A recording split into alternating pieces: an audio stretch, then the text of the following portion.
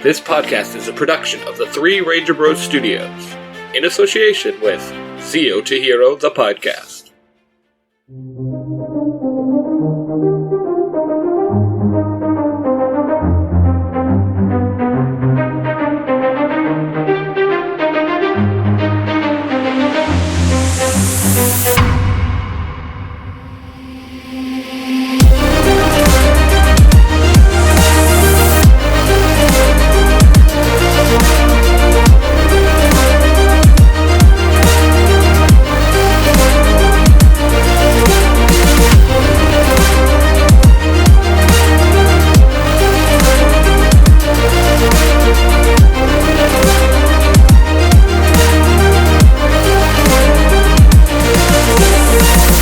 Rangers Global, Chapter 8, Party on a Pyramid. Everyone sat around Brohan, who sat there contemplating the new information that had been delivered to him. His ranger team had been fighting mythical creatures turned into monsters, with the task of hunting down specific pieces of black stone, each one covered in golden symbols, believed to be hidden by different fathers of pantheons, the likes of Zeus, Ra, and Odin.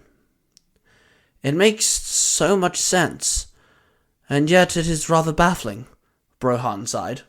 I think I'm going to hit the books and find out if there is a stone or stones matching that description, Himiko announced, then she stood up and disappeared within the library.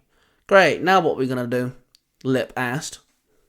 Our other theory, the mythical creatures are all hunters or predators of some kind, Elias stated. That broadens our search from infinite to a whole goddamn lot, which is still impossible. Mark snapped. So if we are right and Ra is the next one, why don't we just ask him? I mean, he follows Lip everywhere. Eric asked. Everyone looked at Lip, who rolled his eyes. Fine. Ra, we need to talk to you, Lip muttered. Suddenly, the ghostly form of the god Ra appeared before the team. Hello, everyone. Ra said. Ra, did you ever hide a stone or a piece of stone?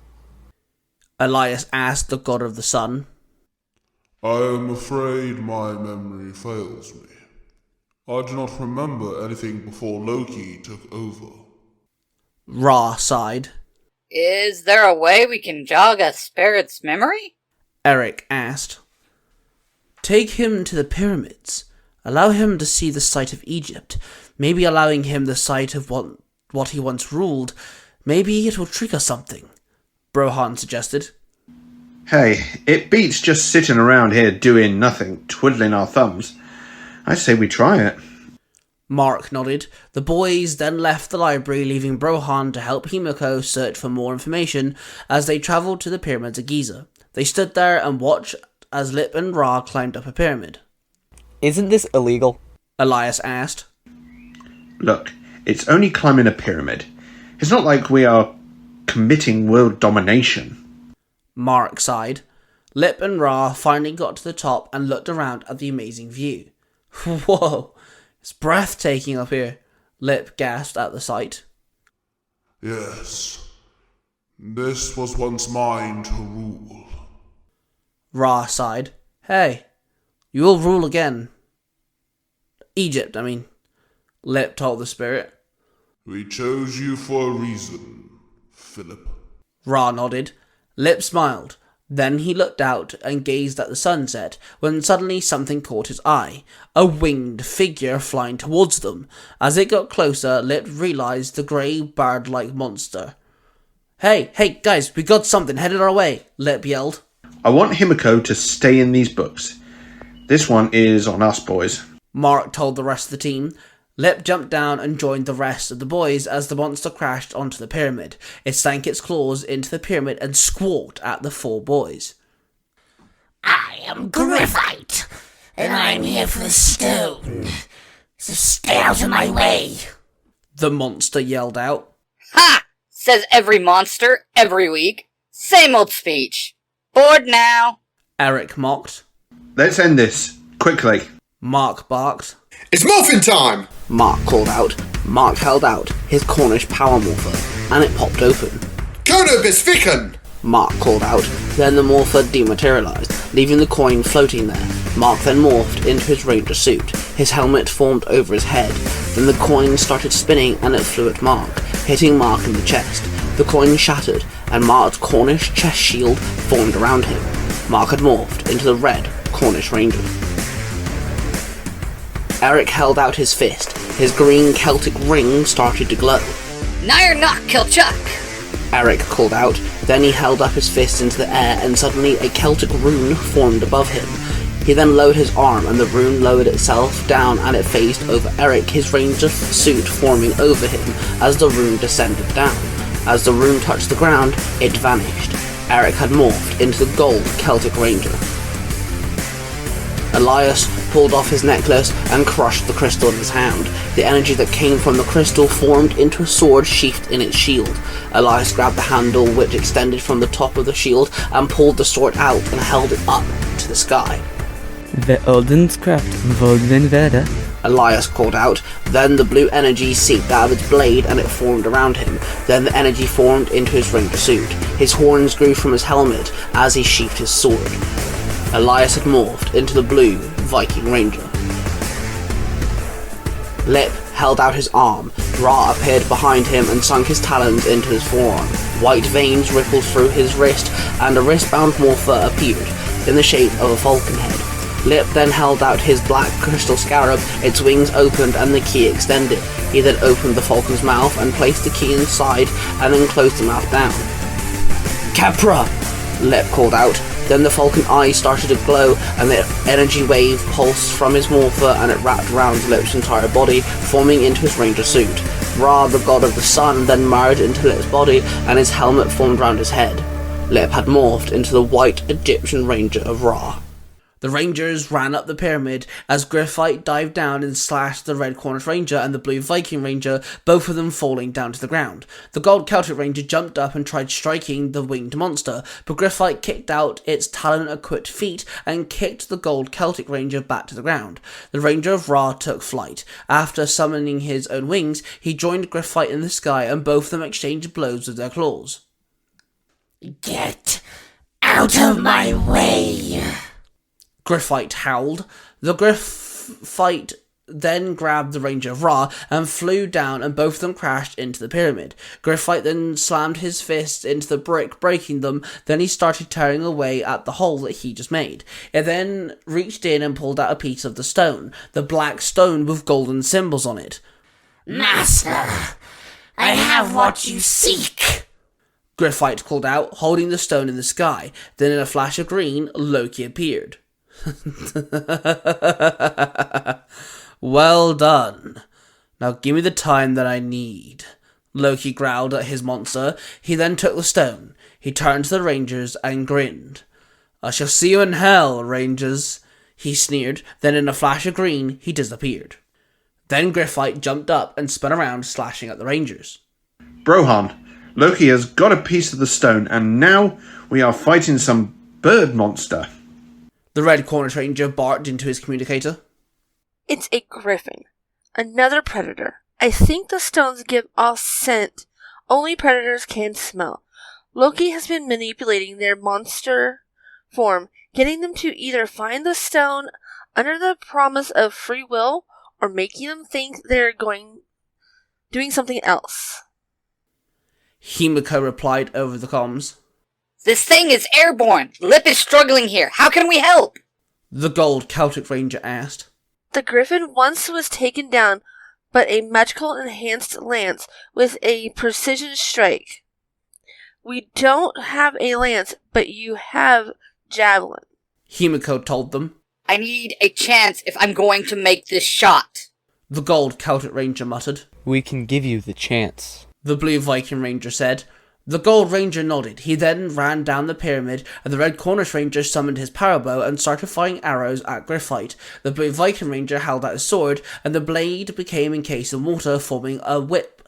The blue Viking Ranger lashed the whip out at Griffite. The Ranger of Ra flew around Griffite and shot out feather blades, and Griffite did a good job fending off the three Rangers, using his wings and talons to deflect the attacks. The Gold Celtic Ranger ran upside the opposite end of the pyramid, and he launched himself off the tip and jumped high into the air. He then summoned his javelin and took aim. He threw it with great precision, and the javelin flew and struck Griffite right in the heart. He soared down and crashed on the ground, and the Rangers climbed down the pyramid and landed next to the fallen villain.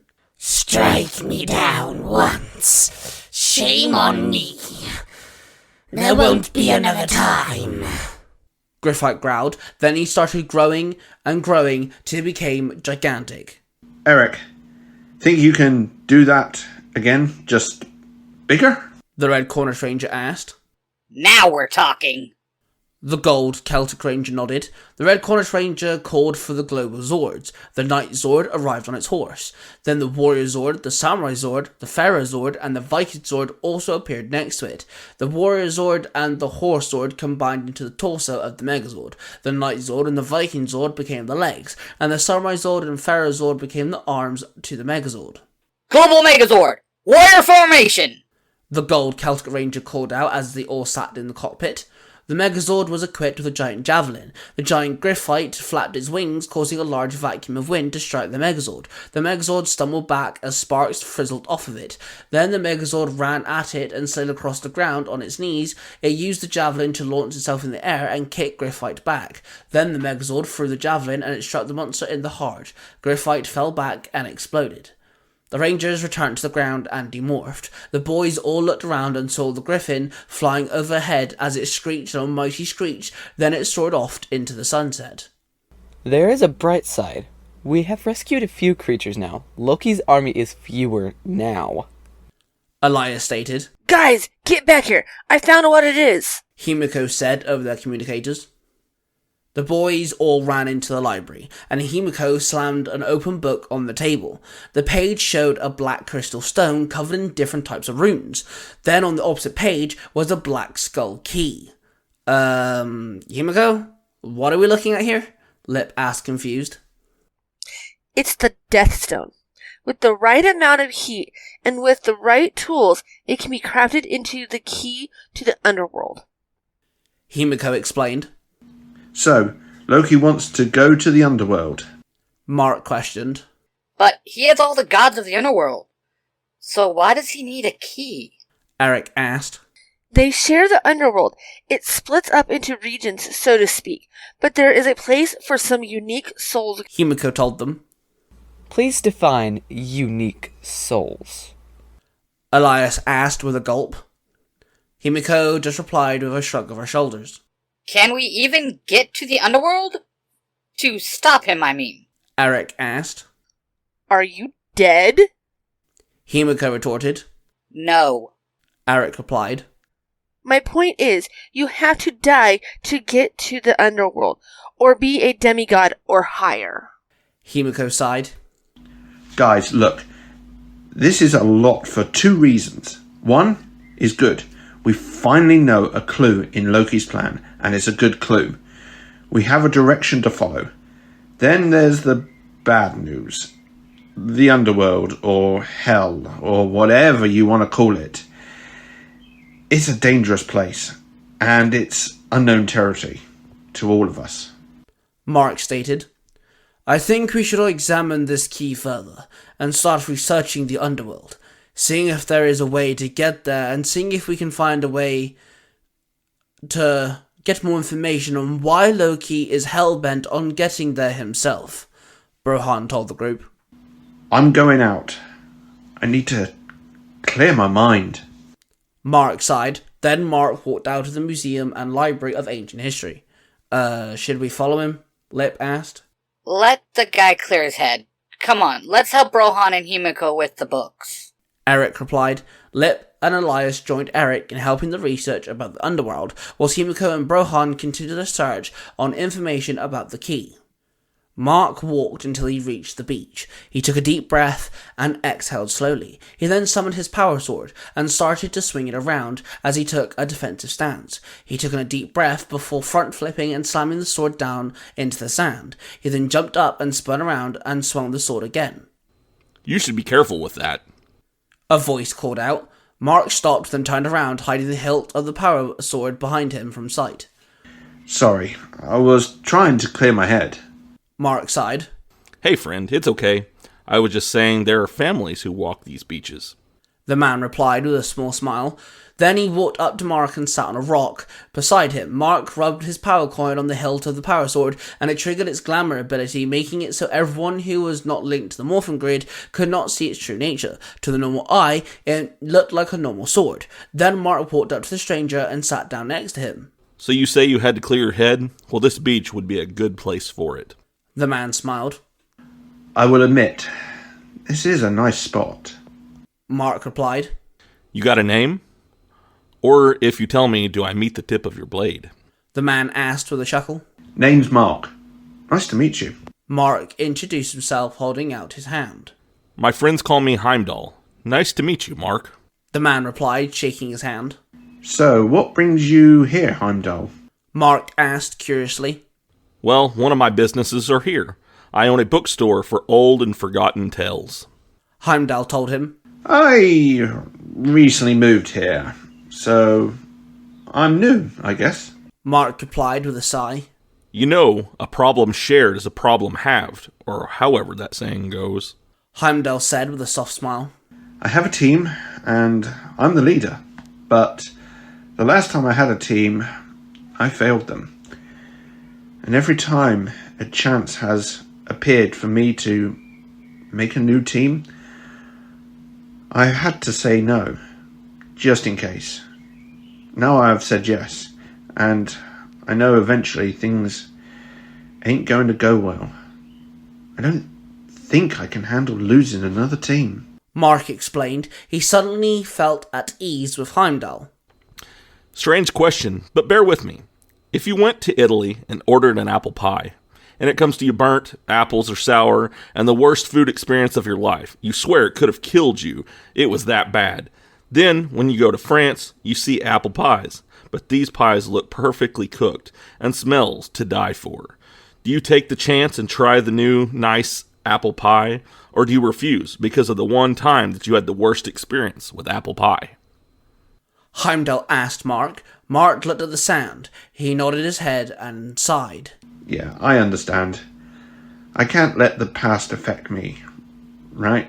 Mark asked back. He turned to look at Heimdall, but Heimdall was gone. Mark looked around for the strange individual, but he was nowhere to be seen. Then Mark's communicator started beeping. He picked up the power sword and it disappeared in a spark of light. He then answered his communicator. Lip, why are you calling me on a private channel? Mark answered. Himiko has more information about the key to the underworld, Lip replied. We need a private channel just for that? Mark asked. No, I need to tell you something, but only you can know, okay? Because it's a terrible plan, but it may be the only one we got, Lip told him. Okay, I have a feeling I'm not gonna like this. Mark sighed. Oh, you're definitely not gonna like it, but I think I know how to get into the underworld, Lip told Mark. Mark sighed one last time and then headed back to the Museum and Library of Ancient History. Mark, the Red Cornish Ranger, was played by Mark, the Red Cornish Ranger. Elias, the Blue Viking Ranger, was played by Cosplay Son 637. Himiko, the Pink Japanese Ranger, was played by Cosplay Wife 637.